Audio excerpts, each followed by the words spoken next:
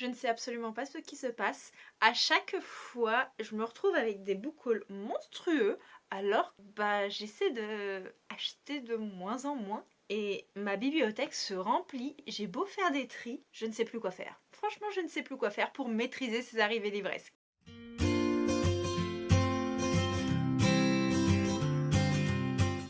Hello mes petits érudits, c'est Johanna, bienvenue dans ma citadelle, je suis ravie de vous retrouver aujourd'hui pour le book haul du mois de mars. Vous verrez, j'ai quand même quelques livres à vous présenter ce mois-ci et pourtant j'ai été sage. Oui, je vous promets que j'ai été sage. Certes, il y a en soi 5 achats, mais il y en a 2 qui comptent pas. Vous êtes en train de vous dire oui, elle se trouve encore des excuses, mais non, il y en a 2 qui comptent pas puisque c'était des précommandes qui datent un petit peu d'un mois en arrière. Mais c'est vrai que je les ai pas comptés le mois dernier non plus, pour être honnête. Mais mon chéri m'a dit qu'on s'en foutait, ça comptait pas. Donc ça compte pas. Ça ne compte pas. Voilà. Étant donné que j'ai pas acheté ce mois-ci, ça ne compte pas. Et le mois dernier, ça comptait pas parce que j'avais beau les avoir précommandés, ils étaient pas entre mes mains. Voilà. Donc ça compte entre 2 mois, étant donné que cette donnée ne compte pas en termes de temps. On s'en fout. Oui, je me trouve des excuses, je vous entourloupe, mais ce n'est pas grave. Je vais commencer cette vidéo avec les services de presse parce que c'est la pile à lire qui est en train de se casser la figure. Je vais la soulager un petit peu. J'ai d'abord reçu 3 livres poche des éditions Pocket. Une petite édition en version épreuve non corrigée.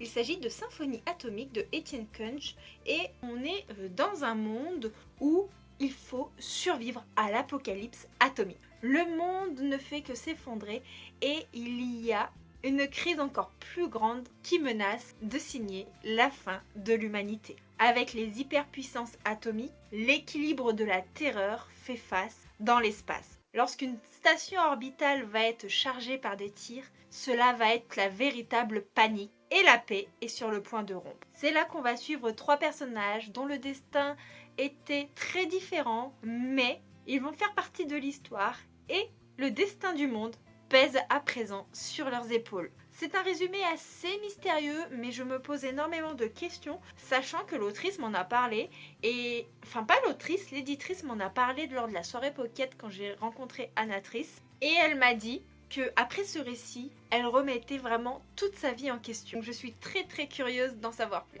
J'ai également reçu 2 autres livres poche de la part de Pocket. Il y a Rouge de Pascaline Nolo qui est une réécriture sombre du Petit Chaperon Rouge. Et je vous avoue que je veux pas forcément en savoir plus. Il me tente énormément et j'ai vu de très bons retours sur cette histoire. Et j'ai reçu Le Chant des Géants de David Brie, toujours chez Pocket. Vous avez dû également la voir passer en édition reliée, mais je me souviens plus dans quelle maison d'édition.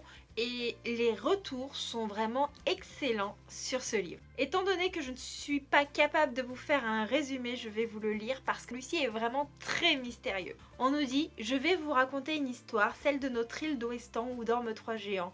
Belle au rêve de mort et de le Borcham, mère du brouillard, des collines et des plaines, et enfin le puissant Fraer, au songe de gloire et de bataille. Je vais vous parler de guerre, d'amour et de trahison, de cris de sang et de larmes. Je vais vous parler de grands espoirs, de ce qui est vain, de ce qui meurt. Alors fermez les yeux, laissez-vous aller. Voilà, mon histoire commence dans la lande, au bord de mer, dans le château de l'étrange roi Lothar. » Franchement, ça m'intrigue et je trouve déjà le résumé hyper poétique, donc je suis très curieuse de découvrir la plume. De la part des éditions Addictésie, j'ai reçu Mienne sera la nuit de Léanor Larc, où on est dans une histoire de vampire. On a une jeune vampire, enfin jeune, relatif, qui était ensommeillée depuis très longtemps. Elle va être réveillée par un humain et elle va se retrouver dans un monde moderne, un monde bien plus que surprenant, un monde qu'elle ne connaît pas, et elle va partir sur les traces de sa famille pour essayer de retrouver un semblant de vie, et elle va être accompagnée de cet humain. Je ne sais pas ce qui va se passer, c'est très mystérieux,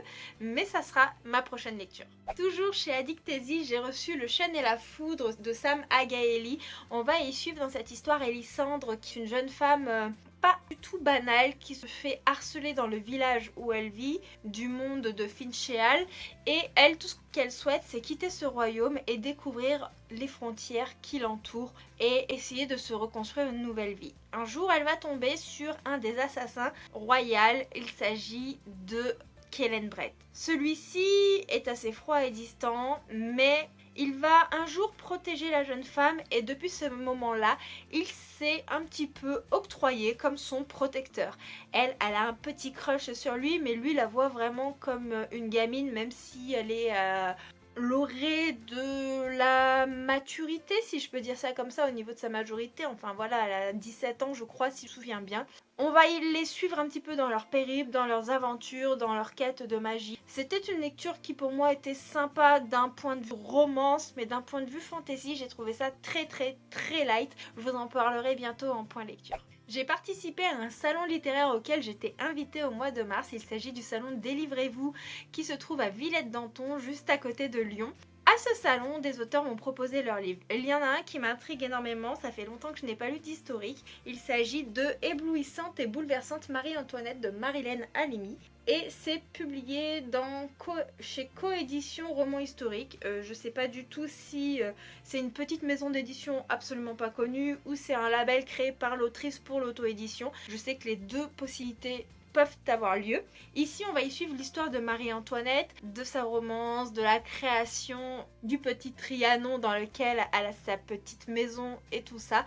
Enfin bref, je suis très curieuse. Alors c'est très romancé, mais c'est aussi, d'après ce que m'a dit l'autrice, très fidèle aux faits historiques. Donc pourquoi pas. Ça fait vraiment longtemps que j'ai pas lu d'historique, alors que c'est un genre littéraire que j'aime quand même beaucoup. Le livre suivant que j'ai reçu en service de presse, il n'est pas très gros, mais pour être honnête avec vous, l'auteur était tellement passionné quand il m'en a parlé que je n'ai pas osé lui dire non. La couverture ne m'attire pas réellement. L'histoire est assez originale parce qu'elle se déroule dans un camp de nudistes. Et il s'agit de Manon au Cap, initiation de Jean Arec.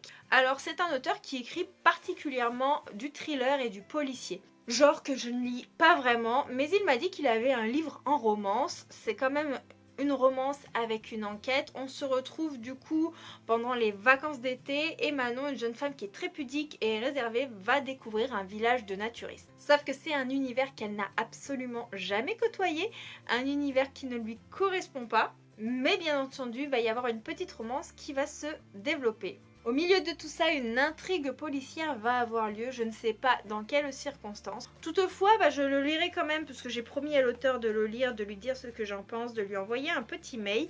Il fait 190 pages, donc je pense que ce sera quand même quelque chose d'assez vite lu. Je me dis, écoute, au premier abord, la couverture te fait pas envie, t'as pas l'habitude de lire ce genre de récit, même si tu as quand même beaucoup de smut dans les livres que tu lis.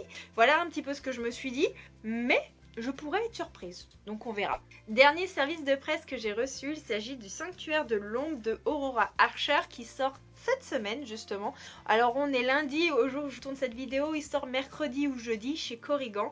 On est dans un cirque où on a une jeune femme qui a des pouvoirs magiques et elle a des dons assez incroyables, mais sa famille a été assassinée et elle, pour survivre, le cirque c'était vraiment l'endroit idéal parce qu'à travers des numéros, elle peut vraiment cacher ses capacités magiques. Mais cela va changer lorsqu'il y a un homme qui ne vient de rien qui va arriver dans ce cirque. Ensemble, ils vont créer un lien, mais bizarrement, depuis l'arrivée, il y a des choses qui ne se passent pas comme elles devraient se passer et surtout, on va retrouver la trace de la jeune femme.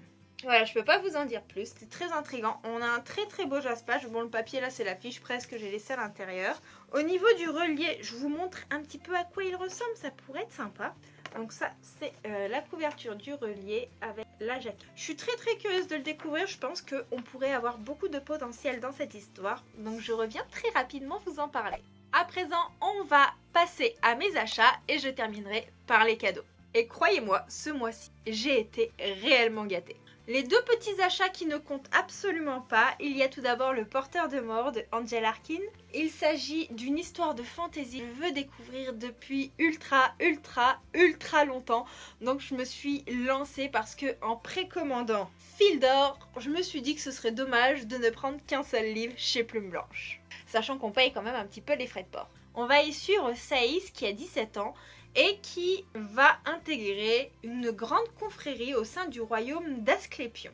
S'il accepte d'intégrer cette confrérie, il pourra devenir un des plus grands guerriers éminents de la monarchie. Par contre, s'il refuse, il restera le gamin frivole qui fraye avec les bandits. Notre jeune homme de 17 ans va devoir prendre une décision qui va bouleverser tout le reste de son existence. Je suis vraiment curieuse de découvrir cette histoire. Le résumé nous en donne pas beaucoup. C'est une saga avec plus de 6 tomes et il y a également des spin-offs si je vous dis pas de bêtises. Mais pour connaître la plume d'Angel Arkin, c'est une plume qui est envoûtante, une plume manie le suspense comme jamais. Enfin bref, si je la connais en romance, j'ai hâte de découvrir sa plume en fantasy. Et comme vous l'avez aperçu précédemment, j'ai également reçu Fil d'or de Ophélie Duchemin qui est le tome 3 de la saga des Gardiens d'Ulguéril. Vous connaissez sûrement ou vous avez au moins entendu parler de Rose éternelle et de Murmure de l'océan. Ici on a la suite avec réponse. Ce sont des tomes que vous pouvez lire de manière assez indépendante. Toutefois, pour la compréhension et le petit fil conducteur qu'il y a au sein de la saga, il est mieux de lire les tomes dans l'ordre de parution, histoire d'avoir vraiment tous les tenants et les aboutissants et comprendre l'histoire de certains personnages qui peuvent apparaître au sein du conte réécrit. Et pour le moment, je n'ai absolument pas été déçue par les 2 premiers opus de la trilogie, donc j'espère pouvoir lire Fil d'or très prochainement. D'ailleurs, ce sera prochainement étant donné que ce sera la lecture commune de la dernière semaine du mois d'avril. Si vous voulez y participer, vous avez le lien Discord en barre de description. Place aux achats qui comptent. Il y a un petit webtoon, donc Father I Don't Want This Marriage de Yuri au niveau du scénario, de Roald, et je pense qu'on est sur une light novel pour l'histoire originale qui est de Hong Hee-soo et c'est publié dans la collection webtoon de chez Pika. On est dans un scénario qu'on voit assez régulièrement dans les webtoons, c'est-à-dire une femme de notre monde qui va se réintégrer ou qui va plonger au cœur de son roman favori et devenir un des personnages de l'histoire. Notre héroïne, elle a été victime d'un accident mortel. C'est là qu'elle va être réincarnée dans la peau de Juliane, une fille de duc qui est absolument odieuse et qui va mettre fin à ses jours après avoir été accusée à tort d'un meurtre qu'elle n'a absolument pas commis. Notre héroïne va donc essayer de réécrire l'histoire afin de lui éviter cette fin tragique. Il y a un craquage que j'ai eu en février, mais je pense ne pas être la seule à l'avoir fait. Enfin en février. Oui, il est sorti le dernier jour de février, mais pour ma part, je l'ai récupéré la première semaine de mars. Il s'agit de l'Empire des Damnés de J. Christophe, publié chez De Saxus, qui est la suite de l'Empire du Vampire. Je suis d'ailleurs en train de terminer l'Empire du Vampire, que je ne sais pas si je vais attendre l'automne ou si j'enchaînerai par la suite avec l'Empire des Damnés. Et les retours sont assez unanimes. Apparemment, l'Empire des Damnés surpasse de loin l'Empire du Vampire, qui est déjà une excellente lecture. Et le dernier craquage, vous l'avez déjà vu sur mes réseaux sociaux, étant donné que c'est la lecture commune en cours sur le Discord, L'héritier insoumis de Daniel L. Jensen. Il n'y a pas la jaquette puisque comme je suis en train de le lire, il me reste plus grand chose à lire. Je l'ai bientôt terminé. Qui est le tome 3 de la saga du Pont des Tempêtes. Je vous en dis pas plus, mais pour moi c'est vraiment une excellente saga et je passe un très bon moment en lecture. J'ai été vraiment très gâtée pour le mois de mars. Une petite personne de la communauté, ma très chère Manon, m'a fait parvenir Les héritiers de feu et de sang de Inès Eck et Émilie Jurieu, publié chez Juno Publishing. Et je vous avoue que c'est une histoire qui m'intrigue beaucoup. Alors le livre n'est pas très gros, certes, mais on a une typographie qui est vraiment au niveau confort de lecture serré, petite, avec très peu d'interlignes. Donc je pense que le livre aurait pu être 2 fois plus gros si ça n'avait pas été le cas. Et on a à peu près 250 pages. Je pense qu'il aurait pu en faire 300 si on avait un style d'écriture beaucoup plus aérien. On est dans l'histoire d'une vampire et d'un dragon. Leurs destins vont s'entrelacer et tous deux vont tisser un lien éternel entre les flammes de la vie et les ombres de l'immortalité. Dans un monde où les créatures surnaturelles vivent sur la planète bleue au sein de royaumes séparés, vampires et dragons se retrouvent confrontés à une menace qui met en péril leur communauté. Voilà, je vous en dis pas plus du résumé. Je pense que ça va être une lecture qui ne va pas trop tarder. Comme je vous l'ai dit au début de cette vidéo, lors des services de presse, j'ai participé à un salon littéraire auquel j'étais invitée. Et à ce salon, j'ai été vraiment très gâtée puisqu'on avait un sac avec plein de goodies et de livres. Je suis actuellement en train de vous tourner un vlog dans lequel il y a des passages du salon qui vont apparaître et je vous présente un petit peu tout ça avec les goodies. Ici, je vais vous parler simplement de la partie livres. Il y a des livres qui sont de mon registre littéraire et il y a des livres qui pourront me sortir de ma zone de confort parce que ce n'est absolument pas ce que j'ai l'habitude de lire en temps normal. Je vais commencer avec l'héritage de Fidelia que j'ai reçu en cadeau de Denis Gérard Ramaton. Tous les livres reçus en cadeau ont été dédicacés par les auteurs et étant donné que je ne connais absolument pas l'histoire, je vais vous lire les résumés parce que ce sera beaucoup plus simple. Et c'est des livres que vous avez absolument pas vu passer de partout. Donc de ce fait, je pense que ça pourrait être bien que vous ayez un résumé assez précis. On nous dit, à la mort de Fidelia Garviel, les langues se délient et les secrets enfouis refont surface peu à peu. Le pacte scellé entre Fidelia et son parrain est brisé et le domaine de Garvelion est menacé.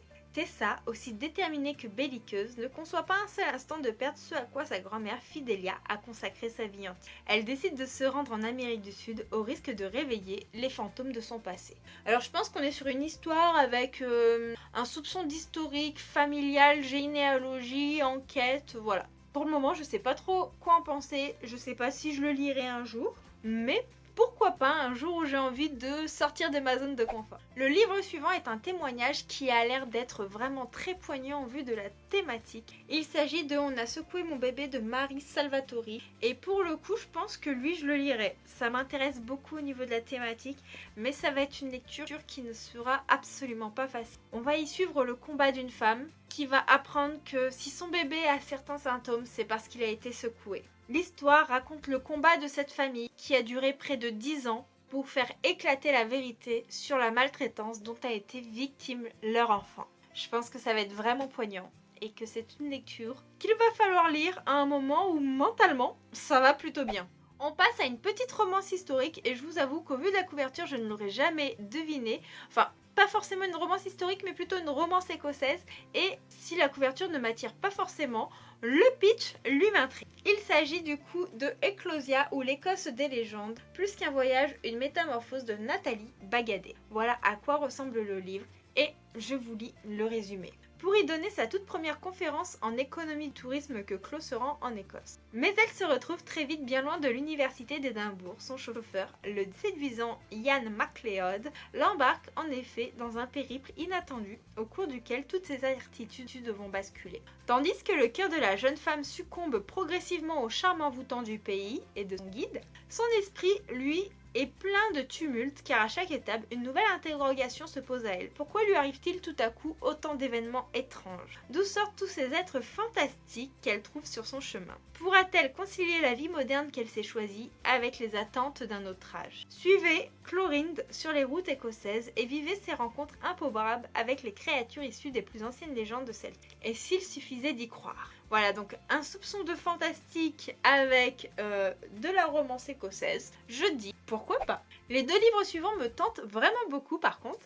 On a Deadman de Vanessa Gela. On a l'air d'être dans un style de romance à suspense avec un petit côté assez dark. Et pour être honnête avec vous, c'est ce que j'aime clairement. Vous le savez que j'aime le dark dans mes lectures. On nous dit Derek, étudiant en droit, voit sa vie basculer le jour où il sauve Lynn, la sœur du chef des Street Demons, d'un enlèvement enrôlé de force dans le gang. Il va devoir se faire une place dans cet univers sombre et violent pour devenir ce qu'il a toujours voulu combattre. Sitôt son initiation terminée, il est plongé dans un conflit qui touche toutes les classes sociales de la ville et dont Lynn semble être la pièce maîtresse. Pour la protéger et avoir une chance de fuir le gang, il devient Deadman, celui qui donne la mort. Franchement, ça m'intrigue. Et pour terminer ce book haul, j'ai reçu en cadeau Les Princes du Feu de J. Robin.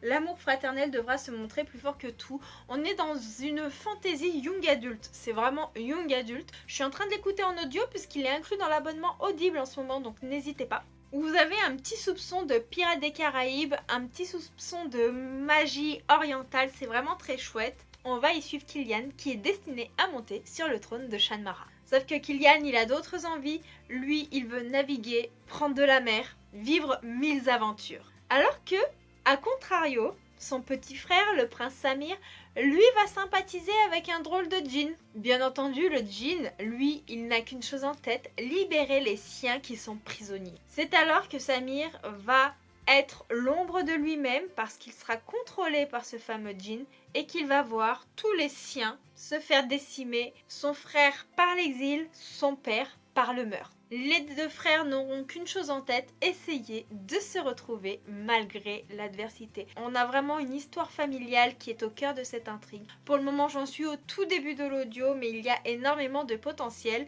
Je lis peu de young adulte en ce moment, donc on peut pas dire que ce soit la lecture qui me fasse un effet waouh, mais en tout cas je passe un très bon moment. Voilà, ce sera tout pour ce book haul. Si vous avez aimé cette vidéo, n'hésitez pas à la liker, à laisser un petit commentaire. Si vous ne savez pas quoi dire, mettez un emoji avec une pile de livres. Et si vous trouvez une emoji en lien avec la fantaisie orientale, les jeans ou le sable, n'hésitez pas.